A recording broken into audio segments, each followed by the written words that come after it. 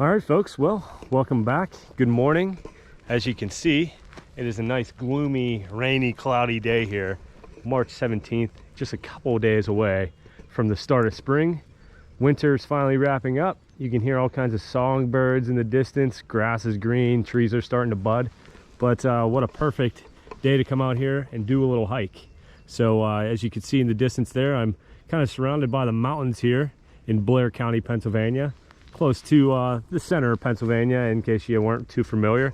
But I'm taking you to a new state park this week. This is none other than Canoe Creek State Park, a park that I've been wanting to check out now for quite some time. Finally made it. And as you can see behind me, this is cabin number 2. Stayed there last night, and I'll be staying there tonight and tomorrow as well. So I'm gonna try to make about 3 videos hopefully here in this park if everything goes as planned. So today we will be taking you to some old iron furnaces that this park is famous for. Probably like the highlight of this park, as well as the lake there in the distance. So we've seen some limestone furnaces before on this channel out in like Caledonia State Park. We're going to be taking you to a more modern version of these limestone furnaces, but I'm not going to bore you with that. We'll talk about that once we get there. So yeah, I think we're going to be doing about 6 to 7 miles today here at Canoe Creek State Park, as long as the weather allows me to. But so far, not so bad. So we're gonna do a little road hiking and link up with the trail here in about a mile. So I'll see you at the trailhead.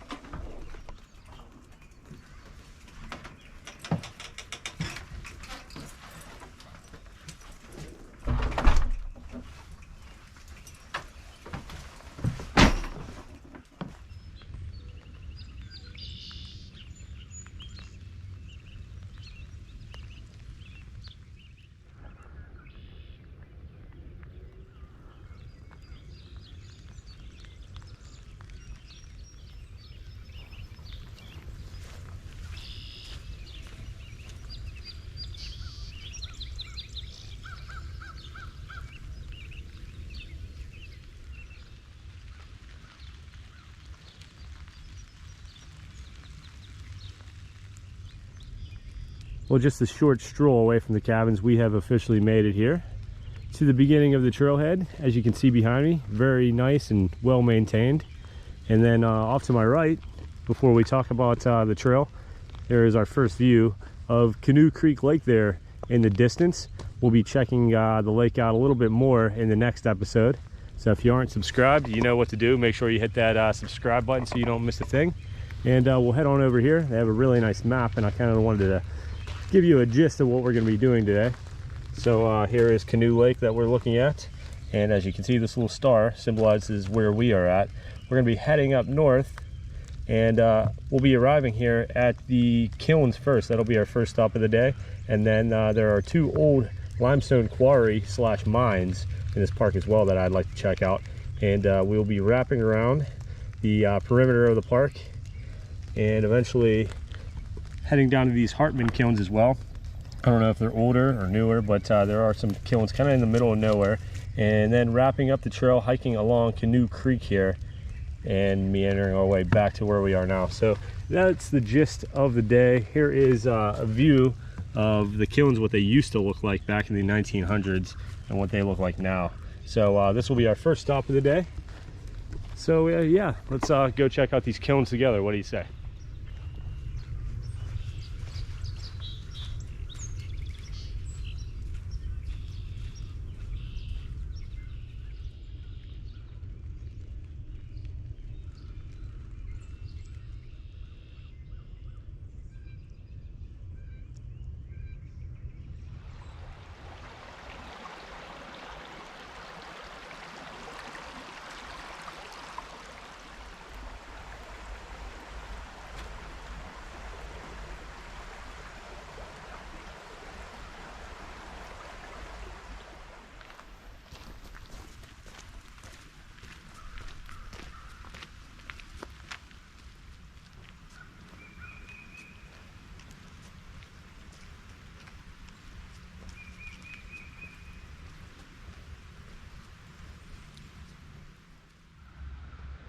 Well, as promised, here we are at the old lime kilns or lime furnaces whatever you want to call them. And I'm not going to bore you guys and tell you about the entire process of how limestone is converted into lime or anything like that, but I'll get right to the point. So these furnaces were obviously hand built back in the 1900s. Men would have came from all around the area to help build these, and the same men would have came out into the woods here, cut down many of the trees, and dug limestone quarries throughout this area. So one of the main ingredients of making steel and iron here, at least back in the day, was getting some byproducts out of the limestone. So these guys would have came out here in the mountains of Blair County, which used to be Bedford County back in the day, and hand dig up these big chunks and boulders of limestone, bring them back here probably on horse and buggy, and dump them into the top of these furnaces here that we'll be taking a look at in just a minute. After days of this limestone sitting in these furnaces, fueled by charcoal and you know, people constantly fueling these furnaces, the byproduct would be ready. They would load it onto a train. There was actually a train that ran right through this area. I believe this is probably the old rail line that we're looking at right now. They'd load that up and then ship it on down to Pittsburgh. So without kiln sites like this, modern day Pittsburgh might not even be a thing. So something to kind of think about. But yeah, pretty interesting look at a forgotten relic of the past here in Pennsylvania. So let's go inside one of these furnaces here, and I'll give you a little bit of a view inside.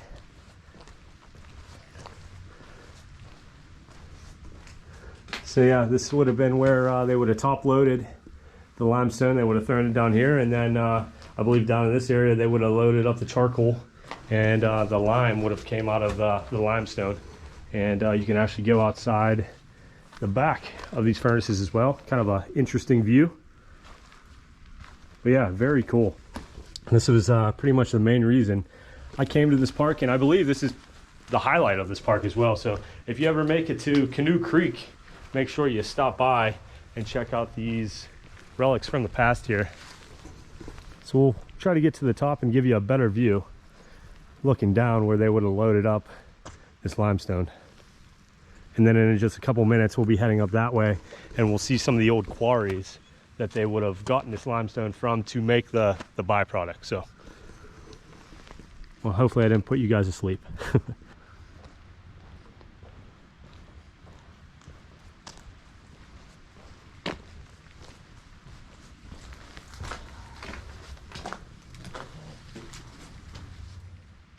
All right, well, I did manage to get up the hillside here. Not bad of a climb. And just want to show you guys the top-down look of these old furnaces. So imagine back in the day, this would have been a bustling little industrial area here, probably employing, you know, 50 to 100 men. And these guys would have brought this limestone rock and limestone boulders down along this hillside here, and walked out and basically thrown it into the top of these furnaces here. So yeah, I mean, definitely kind of an eerie feeling being out here by myself in, you know, this kind of rainy, moody weather. Definitely can feel something here. It's definitely got a cool vibe to it, I will say that.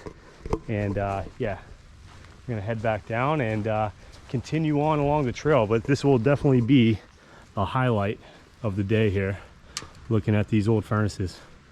But yeah, I mean, just imagine there was probably some other out structures, maybe a house or two, maybe a general store. People would have came to this area every single day, and now nobody's here anymore. Pretty crazy.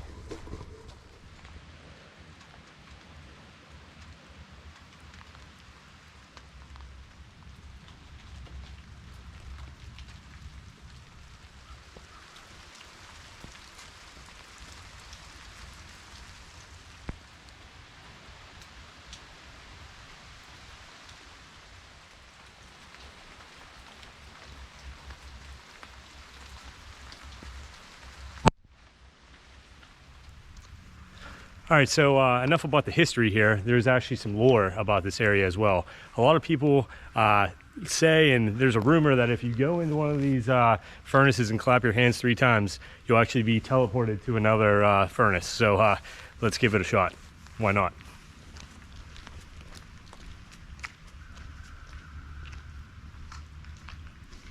There goes nothing. Holy crap, it worked! Well, one last look at these giant furnaces here at Canoe Creek State Park. Hopefully you all learned a thing or two out there. But as I stated earlier, this area was abundant and just chock full of limestone back in the early 1800s and 1900s.